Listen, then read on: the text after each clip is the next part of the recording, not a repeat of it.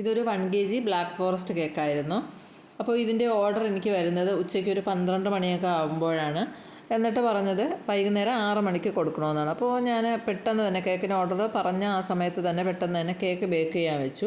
Bake ചെയ്യുന്ന ആ സമയത്തിനേക്കും ക്രീമും ബീറ്റ് ചെയ്ത് വെച്ചു, ഷുഗർ സിറപ്പ് റെഡിയാക്കി വെച്ചു. പിന്നെ മോഡലൊന്ന് ഞാൻ കുറച്ചൊന്ന് സെർച്ച് ചെയ്തൊക്കെ നോക്കിയെങ്കിലും അപ്പോൾ എൻ്റെ കയ്യിൽ നേരത്തെ ഞാൻ ഗനാഷ് തയ്യാറാക്കിയതിൻ്റെ കുറച്ച് ബാലൻസ് ഫ്രിഡ്ജിനകത്ത് ഇരിപ്പുണ്ടായിരുന്നു. അപ്പോൾ ഞാൻ വിചാരിച്ചു എന്തായാലും ബ്ലാക്ക് ഫോറസ്റ്റ് അല്ലേ വരുന്നത്, അപ്പോൾ അതിന് അങ്ങനെ അത് കൊടുത്തിട്ടുള്ള എന്തെങ്കിലും ഒരു ഡിസൈൻ ചെയ്യാമെന്ന് വിചാരിച്ചിട്ട് പിന്നെ ഞാൻ സ്വന്തമായിട്ട് കണ്ടുപിടിച്ചൊരു ഡിസൈനാണ് ഇത്. ചില സമയങ്ങളിൽ കിട്ടുന്ന കേക്ക് ബോർഡ് ഇതേപോലെ ചെറിയ പ്രശ്നങ്ങൾ എന്തെങ്കിലും ഉള്ളതായിരിക്കും കേട്ടോ. കാരണം ഇതിൽ അല്പം ഒന്ന് ഷുഗർ സിറപ്പ് വീണാൽ തന്നെ അവിടെ ഒരു നനവ് പോലെയായിട്ട് കറക്റ്റായിട്ട് അങ്ങനെ അടയാളം എടുത്ത് കാണിക്കുന്ന രീതിയിൽ നിൽപ്പുണ്ടായിരുന്നു. അപ്പോൾ എനിക്കത് ബാക്ക് സൈഡിലാക്കാൻ വേണ്ടിയിട്ട് നോക്കിയെങ്കിലും നമ്മൾ എത്രയൊക്കെ ആയാലും ഒഴിക്കുമ്പോൾ ഇങ്ങനെ അല്പമെങ്കിലും ബോർഡിലേക്ക് വീഴാറുണ്ട്. ചില ബോർഡാണെങ്കിൽ കുഴപ്പമില്ല, നമ്മൾ തുടച്ച് കളയുമ്പോഴത്തേക്കും അതങ്ങ് മായിഞ്ഞങ്ങ് പോകും. പക്ഷേ ഇത് കറക്റ്റായിട്ട് അവിടെ ആ ഒരു അടയാളം പോലെ നിൽപ്പുണ്ടായിരുന്നു. അത് എത്ര ക്ലീൻ ചെയ്തിട്ട് അത് മാറണേ ഉണ്ടായിരുന്നില്ല. കേക്ക് ബേക്കായി വന്ന് ജസ്റ്റ് ഒന്ന് ചൂടാറിയപ്പോൾ ഞാൻ അത് കട്ട് ചെയ്തിട്ട് ഫാനിൻ്റെ താഴെ വെച്ച് നല്ലോണം ഒന്ന് തണുപ്പിച്ചിട്ട് പെട്ടെന്ന് തന്നെ ക്രം കോട്ട് ചെയ്തെടുത്തു. ആ ക്രം കോട്ട് ചെയ്യുന്ന സമയത്ത് തന്നെ ഞാൻ ഗനാഷ് ഫ്രിഡ്ജിനകത്തുണ്ടായിരുന്നതിനെ എടുത്ത് പുറത്ത് വെച്ചിട്ടുണ്ടായിരുന്നു. കാരണം ഡിസൈൻ ഇതാണെന്ന് എൻ്റെ മനസ്സിലുണ്ടായിരുന്നതുകൊണ്ട് ഗനാഷ് എടുത്ത് പുറത്ത് വെച്ചിട്ടുണ്ടായിരുന്നു. അത് പുറത്ത് വെച്ചത് ഞാൻ ഒരു ചൂടായ പാത്രം ഉണ്ടായിരുന്നു, അപ്പോൾ അതിൻ്റെ മുകളിൽ വെച്ച് കൊടുത്തു. അപ്പോൾ ആ ചൂട് തട്ടിയിട്ട് മെൽറ്റ് ആവുന്നെങ്കിൽ ആവട്ടെ, അത് ആയില്ല എന്നുണ്ടെങ്കിൽ അല്ലാതെ മെൽറ്റ് ചെയ്തെടുക്കാം എന്ന് വിചാരിച്ചിട്ട് ഞാൻ അങ്ങനെ തന്നെ വെച്ച് കൊടുത്തിട്ടുണ്ടായിരുന്നു. അപ്പോൾ ഞാൻ നോക്കിയപ്പോഴത്തേക്കും ആ ചൂട് തട്ടിയിട്ട് തന്നെ നല്ലതുപോലെ മെൽറ്റായി വന്നിട്ടുണ്ടായിരുന്നു. ഇത് കറക്റ്റ് ഫ്രിഡ്ജിനകത്തൊക്കെ ഇരുന്ന് കേക്ക് സെറ്റായി വരുന്ന സമയം കൊണ്ട് തന്നെ കുറച്ച് സമയം അങ്ങനെ ഇരുന്നപ്പോഴത്തേക്കും അത് നല്ലോണം മെൽറ്റായി വന്നു. ഗണേഷ് മെൽറ്റായി വന്നിട്ടുണ്ടെങ്കിലും നല്ലതുപോലെ അത് ലൂസായി വന്നിട്ടുണ്ടായിരുന്നില്ല, ചെറിയൊരു കട്ടി ഉണ്ടായിരുന്നു. പക്ഷേ ഞാനത് അങ്ങനെ തന്നെയാണ് ഒഴിച്ചു കൊടുത്തത്. അത് വീണ്ടും മെൽറ്റ് ചെയ്യാൻ നിന്നില്ല. ഞാൻ എന്തോ എനിക്കപ്പോൾ അങ്ങനെ തോന്നിയത് കൊണ്ട് ഞാൻ പിന്നെ അങ്ങനെ തന്നെ ഒഴിച്ചു കൊടുത്തു. അത് കേക്കിൻ്റെ ഒരു വശത്താണ് ഞാൻ ഒഴിച്ചു കൊടുക്കാൻ ഉദ്ദേശിച്ചത്. ഒരു ഹാഫ് പോർഷനിൽ അത് ഒഴിച്ചു കൊടുക്കാം, ബാക്കി ഹാഫ് പോർഷനിൽ വേറൊരു ഡിസൈൻ കൊടുക്കാം, അങ്ങനെയാണ് ഉദ്ദേശിച്ചത്. അപ്പോൾ ഞാൻ എന്ത് ചെയ്തെന്നറിയാമോ, ഈ പാലറ്റ് നൈഫിൻ്റെ ലൈൻസ് നമുക്ക് കേക്കിൻ്റെ മുകളിൽ ഇങ്ങനെ കാണാം. ആ ലൈൻസ് ഞാൻ കൂടുതലും ഇങ്ങനെ ഒരു വശത്തേക്ക് നീക്കി കൊടുത്തിട്ടുണ്ടായിരുന്നു. അപ്പോൾ ആ ലൈൻസ് വരുന്ന ഭാഗത്താണ് ഞാൻ ഗനാഷ് ഒഴിച്ചു കൊടുത്തത്. അപ്പോൾ ബാക്കി ഭാഗം നല്ല ക്ലീനായി കിടപ്പുണ്ടായിരുന്നു.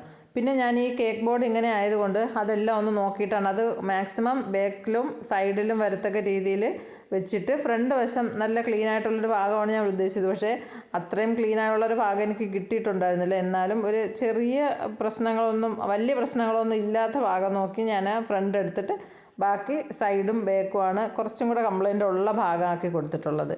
എന്നിട്ട് ഗനാഷ് ഇതേപോലെ അതിൻ്റെ മുകളിൽ ഒഴിച്ചു കൊടുത്തു. നല്ല തണുത്തിട്ടുള്ള കേക്കായതുകൊണ്ടും ഗനാഷ് അധികം ലൂസ് അല്ലാത്തതുകൊണ്ട് പെട്ടെന്ന് തന്നെ അതങ്ങ് കട്ടിയായിപ്പോയി. സ്പ്രെഡ് ചെയ്യാൻ നോക്കിയിട്ട് പറ്റണേ ഉണ്ടായിരുന്നില്ല. പിന്നെ ഞാൻ സൈഡ് വശത്തെല്ലാം ഫുള്ളായിട്ട് അങ്ങ് ഡ്രിപ്പ് ചെയ്ത് കൊടുക്കാമെന്നാണ് വിചാരിച്ചത്. പക്ഷേ അത് ഡ്രിപ്പ് ചെയ്ത് ഇങ്ങനെ വീണുണ്ടായിരുന്നില്ല, അത് കട്ടിയായിപ്പോയി. അപ്പോൾ ഞാൻ പിന്നെ ഒരു പൈപ്പിംഗ് ബാഗിനുള്ളിലാക്കിയിട്ട് സൈഡിൽ ഇങ്ങനെ ഡ്രിപ്പ് ചെയ്ത് കൊടുത്തു. പക്ഷേ എന്നിട്ട് തന്നെ അത് താഴോട്ടും ഇങ്ങനെ വീഴാൻ നല്ല ബുദ്ധിമുട്ടുണ്ടായിരുന്നു. എന്നിട്ട് ഞാനിങ്ങനെ വരച്ചു കൊടുക്കുന്നത് പോലെ കുറച്ചിങ്ങനെ താഴത്തേക്ക് ഇങ്ങനെ ആക്കി കൊടുക്കുകയാണ് ചെയ്തിട്ടുണ്ടായിരുന്നു. അല്ലാതെ നല്ല രീതിയിൽ അത് താഴോട്ട് വീഴണമുണ്ടായിരുന്നില്ല. ചില സമയങ്ങളിൽ നമുക്ക് ഇതേപോലെ എന്തെങ്കിലുമൊക്കെ ചെയ്യാനൊരു ചെറിയൊരു മടിയൊക്കെ കാണും. അപ്പോഴാണ് ഇതേപോലുള്ള കുഴപ്പങ്ങളൊക്കെ സംഭവിക്കുന്നത്. പക്ഷേ അത് ആദ്യമേ കുറച്ചും കൂടെ ഒന്ന് മെൽറ്റ് ചെയ്തെടുത്ത് ഒന്ന് ചൂടാക്കിയിരുന്നെങ്കിൽ നല്ല രീതിയിൽ അതെനിക്ക് ചെയ്യാൻ പറ്റുമായിരുന്നു. പക്ഷേ അത് ചെയ്തില്ല, അതാണ് സംഭവം. എന്തെങ്കിലുമൊക്കെ ഇതുപോലെ ഡിസൈൻ ചെയ്യുന്ന സമയത്ത് കംപ്ലൈൻറ്റ് എന്തെങ്കിലും വന്നു കഴിഞ്ഞാൽ അതൊരു ഡിസൈനാക്കി കൊടുക്കുന്ന പരിപാടി വല്ലപ്പോഴും എങ്കിലുമൊക്കെ ചെയ്ത് കൊടുക്കാറുണ്ട്. അപ്പോൾ അതുകൊണ്ട് പിന്നെ ഇതും അതേപോലെ ഒരു ഡിസൈനാക്കി കൊടുക്കാമെന്ന് വിചാരിച്ചു.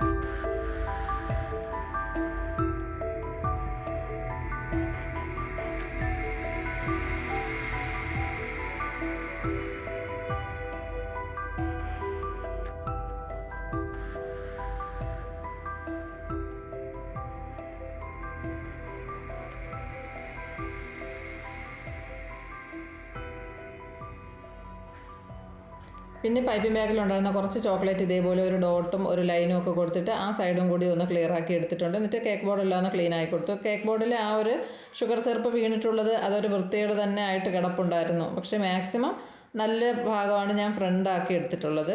പിന്നെ നൈം എഴുതിയെടുത്തിട്ടുള്ളത് ഫോണ്ടൻറ്റിലാണ്. അത് വെക്കാൻ കൊണ്ടുവന്നപ്പോഴേക്കും എൻ്റെ കയ്യിൽ നിന്ന് കേക്കിലേക്ക് അങ്ങ് വീണുപോയി. എന്നാലും കറക്റ്റ് സ്ഥലത്തായതുകൊണ്ട് പിന്നെ കുഴപ്പമുണ്ടായിരുന്നില്ല. മൊത്തത്തിൽ ഇന്ന് കംപ്ലൈൻ്റ് ആയിരുന്നു ഈ കേക്ക് ചെയ്യുമ്പോഴെല്ലാം. എന്തൊക്കെയോ കുഴപ്പങ്ങളുണ്ടായിരുന്നു. അപ്പോൾ ഇത്രയാണ് ആദ്യം ചെയ്യാൻ വേണ്ടി ഉദ്ദേശിച്ചിരുന്നത്. അപ്പോൾ എനിക്ക് തോന്നിയപ്പോൾ എന്തോ ഒരു കുറവ് പോലെ തോന്നിയതുകൊണ്ട് പിന്നെ കുറച്ച് ഷുഗർ ബോൾസും ഇട്ട് കൊടുത്തു. ചോക്ലേറ്റ് ഡെക്കറേഷൻ മുമ്പ് ചെയ്തതിൻ്റെ 1-2 പീസ് ബാലൻസ് ഉണ്ടായിരുന്നു. അപ്പോൾ അതും കൂടി ഒന്ന് മുകളിൽ വെച്ച് കൊടുത്തിട്ടുണ്ടായിരുന്നു. അപ്പോൾ വീഡിയോ നിങ്ങൾക്ക് ഇഷ്ടപ്പെട്ടെങ്കിൽ ലൈക്ക് ചെയ്യാനും ഷെയർ ചെയ്യാനും സബ്സ്ക്രൈബ് ചെയ്യാനും മറന്നുപോകല്ലേ. പിന്നെ ഈ കേക്കിനെ കുറിച്ചുള്ള നിങ്ങളുടെ അഭിപ്രായം എന്തായാലും അതും കൂടി ഒന്ന് അറിയിച്ചേക്കണേ.